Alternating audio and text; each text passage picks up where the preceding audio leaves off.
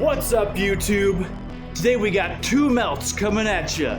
Don't forget to like and subscribe, and welcome to the channel.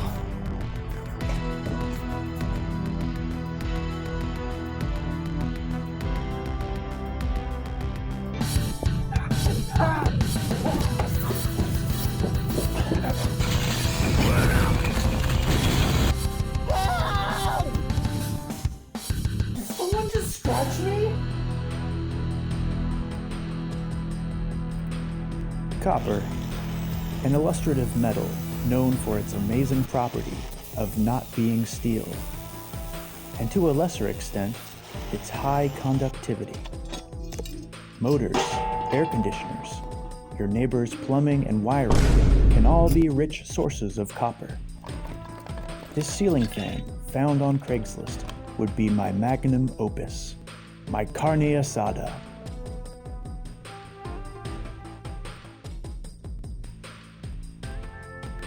A quick cut at the top of these copper coils makes them easy to pull through the other end of the steel casing.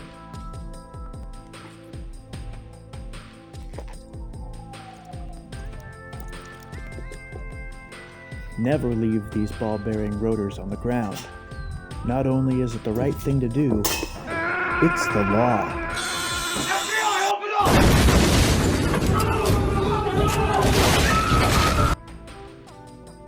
It wasn't just the copper I was after. Grinding off the coating gave me irrefutable proof my baby boy was not brass like I had wished, but instead something not brass. Waste not, want not, as a wise man once said.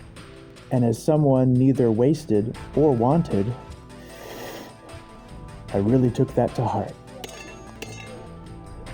Unlike most breakups, this one wouldn't leave me lying in a bathtub full of baked beans. All I would need is a hammer, an angle grinder, and a good alibi to get this down to size. It tasted like aluminum, all right. But tastes can be deceiving.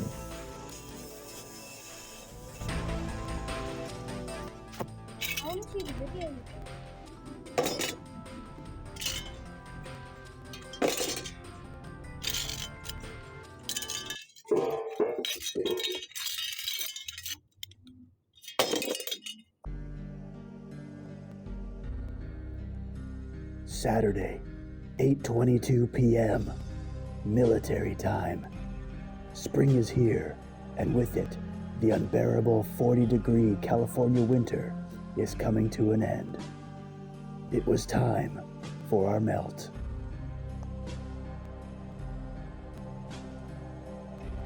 Let's start with the aluminum.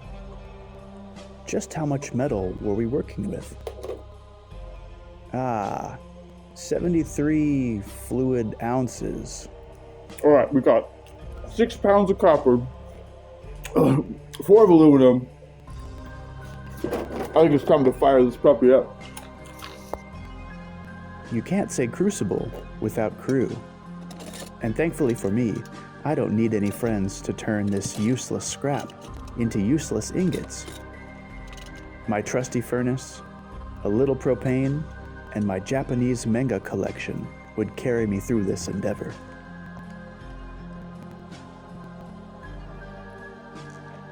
No amount of pressure or low blood sugar would stop me now. Not being on fire would be key. The melting point of aluminum is 1,221 degrees. Within 5 minutes, our ceramic wool-lined furnace will have reached temperatures capable of melting a can of prime energy drink. All we had left to do was wait. This metal was getting goopier than a Thunder Valley casino sneeze guard. It was time to hike up our britches, adjust those dentures, and get scammed out of thousands of dollars. Really all we needed was more metal. My aluminum had been found wanting. None would escape the inferno. I could feel it.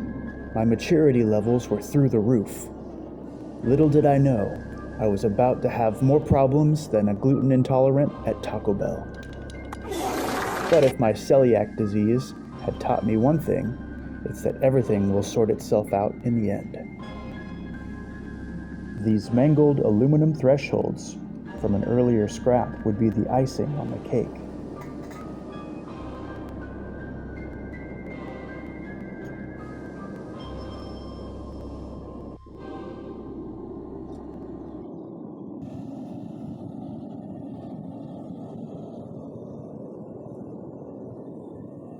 Don't forget to heat up your cast iron or graphite molds before use.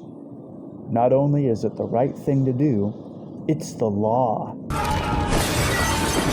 Everything we had worked for was leading to this. This was the singularity. Like my birthday or wedding, I needed this to be perfect.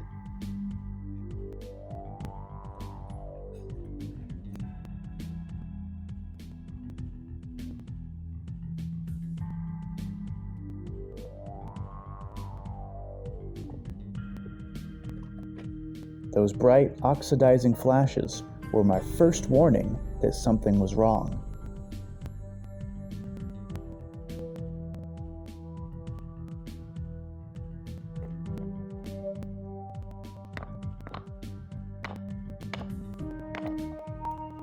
The ingot snapping in half would be the second.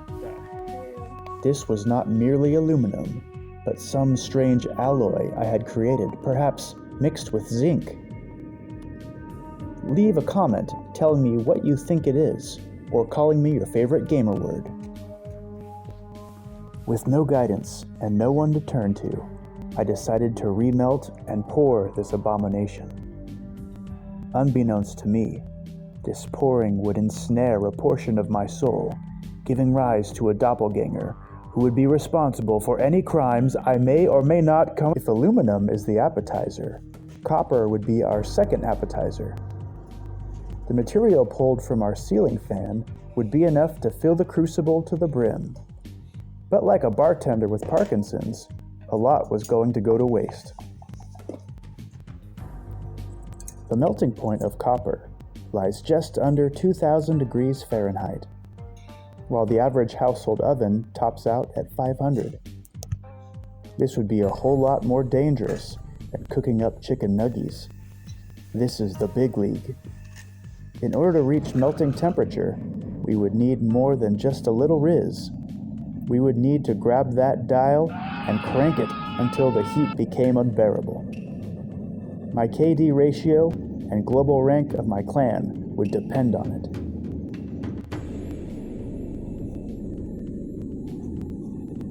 Copper glows white hot before it even begins to liquefy, but when it does, we pile it on thicker than a bowl of oatmeal. And like a blind man running a marathon, we would never stop.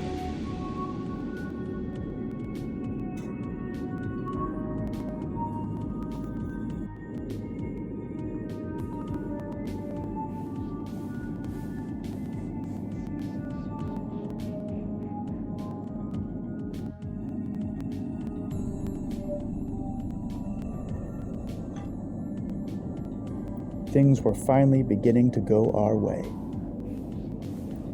With our last wire cast to the flame, our attention returned to the aluminum. Having been given ample time to cool for fear of sundering the metal, we would quench it with water.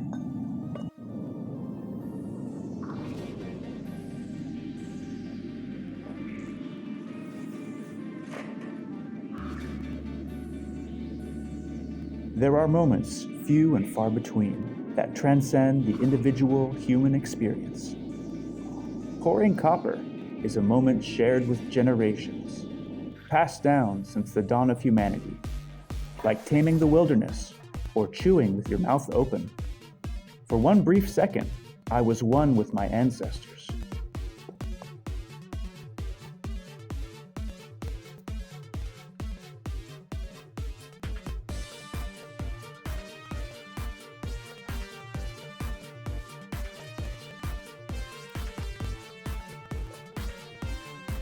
The superheated metal radiates with incredible energy, even after leaving its crucible. Our aluminum alloy has taken its final form. and once we clean it up tomorrow, it would shine like the distant galaxies. Aluminum normally is a very lightweight metal. This brick, however, is strangely dense. Copper was up to bat, and we were third down at the 20-yard line. Luckily for me, Copper does not make a good goalie, and would let this poor pass while selling an excruciating leg injury. No reason to wait. We can cool this ingot down right away.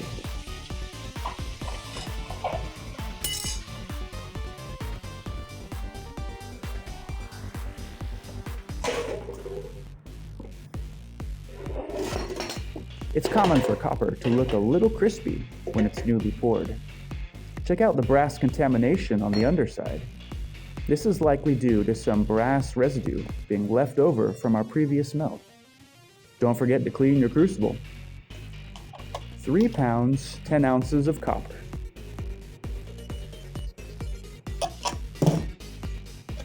And a surprising 2 pounds, 7 ounces of the mystery metal. All this would add nicely to our collection. After issuing my metallurgic findings to science and coming up with a clever name for my newly invented alloy, we would clean up our new ingots with a wire brush and angle grinder. I call it zincinium.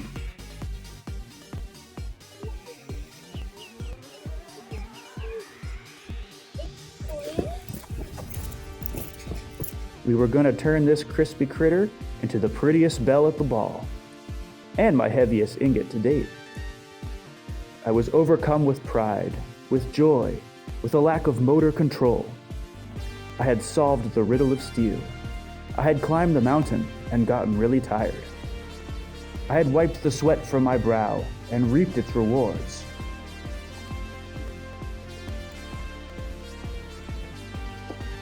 In an age where such a sentiment is lost, I hope for each of you, my friends, is to find that path to growth and to see the results for yourself. No matter how trivial, build yourself with each experience and embrace life's challenges. It's in that fire that useless ingots are formed.